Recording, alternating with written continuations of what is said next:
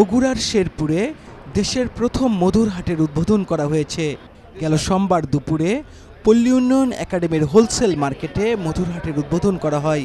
সপ্তাহের প্রতি সোমবার এই হাট বসবে।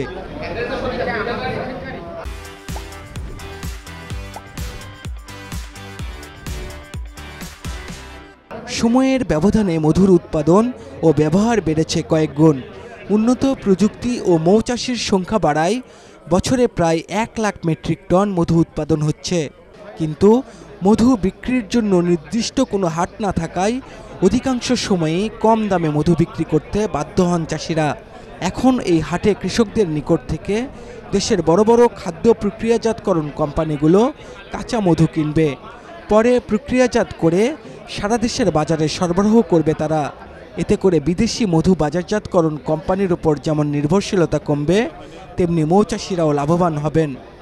কিছু অনলাইন পার্টি আছে, তারপরে আরও ব্যবসায়িক আছে, এদেরকে আমরা দিয়ে দিতাম, মনকে মন টনকে টন ধরে দিয়ে দিতাম। আর এখন এই যে মধুর হাট হয়েছে, এই মধুর হাট হয়ে তো আমরা অনেক উপকৃত হলাম কি যে আমরা মধুগুলো নিয়ে এসে এই হাটে বিক্রি করতে পারতেছি। আমরা যখন মধু কালেকশন করি আমাদের খামার থেকে, দেখা যাচ্ছে যে মধু টাকার দরকার হয়, লোক পাইনি বেচার, অসুবিধে হয়। এখন এই হাটটা চালু হওয়াতে আমাদের কাছে মনে আনন্দ লাগতেছে যে আমরা হাটে নিয়ে আসিয়ে ধান চালের মতন হাটে নিয়ে আসতে পারবো, বেচতে পারবো। দেশীয় মধুর যে গুণগত মানসম্মত এবং এই মাটির মধু এই মাটির মানুষের জন্য উপযোগী, সেই বিষয়টি বোঝানোর ক্ষেত্রে আমাদের বিভিন্ন বিড়ম্বনায় পড়তে হয়। সেই ক্ষেত্রে উৎপাদিত যে মধুগুলো সেগুলো সরাসরি গ্রাহকের কাছে এবং এগুলো ভোক্তার কাছে পৌঁছানোর ক্ষেত্রে হাট একটি গুরুত্বপূর্ণ ভূমিকা পালন করতে পারে। বিশেষত ছোট ছোট উদ্যোক্তা, বিভিন্ন ব্র্যান্ড এবং কোম্পানি, মধু বিষয়ক কোম্পানি উৎপত্তি লাভের ক্ষেত্রে এই হাট ভূমিকা রাখবে। হাটে তোলা মধুর মান যাচাইয়ে কাজ করবে নিরাপদ খাদ্য অধিদপ্তর ও বিএসটিআই। দাবি, কেবল সনদপ্রাপ্ত উৎপাদকরাই এই হাটে মধু বিক্রি করতে পারবেন। বাংলাদেশ নিরাপদ খাদ্য কর্তৃপক্ষের যে আমাদের ভ্রাম্যমাণ ল্যাবরেটরি আছে, সেটাতে আমরা মধুর যে ভেজাল শনাক্ত করার যে পরীক্ষাটা, এটা আমাদের সুযোগ আছে এবং আমরা এই বাজারটা যেহেতু আজকে চালু হলো, আমরা নিয়মিতই এখানে সেই টেস্টগুলো করতে পারবো এবং সেখানে যদি কোনো ভেজাল বা দূষণ থাকে তো সেটাও আমরা নির্মূল করতে পারবো। বগুড়ার বাইরে থেকে যেসব প্রতিষ্ঠানগুলো মধু এখানে নিয়ে উপস্থিত হয়েছে সে সম্পর্কে আসলে তথ্য আমার এক্সাক্ট তথ্য এই মুহূর্তে নেই, কিন্তু বগুড়া থেকে যারা এসেছে তাদের বেশিরভাগেরই লাইসেন্স আছে, বিএসটিআই লাইসেন্স।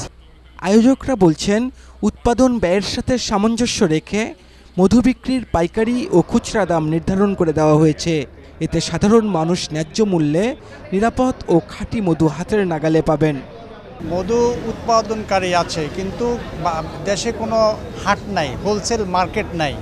যাতে করে এটা একটা হোলসেল মার্কেট হিসাবে প্রতিষ্ঠা লাভ করে এবং এটাকে কেন্দ্র করে যাতে করে আরও দেশের বিভিন্ন জায়গায় মার্কেট গড়ে ওঠে, সেই উদ্দেশ্য নিয়ে আমরা করেছি, যাতে করে যারা মধু উৎপাদন করে তারা সহজে বিক্রি করতে পারে।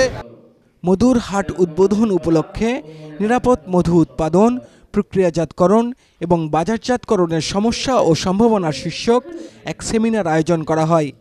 এতে নিরাপদ খাদ্য অধিদপ্তর, ভোক্তা অধিকার সংরক্ষণ ও বিএসটিআইয়ের প্রতিনিধি, মৌচাষী, উদ্যোক্তা এবং সুধীজন অংশগ্রহণ করেন। ফরহাদুজ্জামান শাহী, চ্যানেল 24, বগুড়া।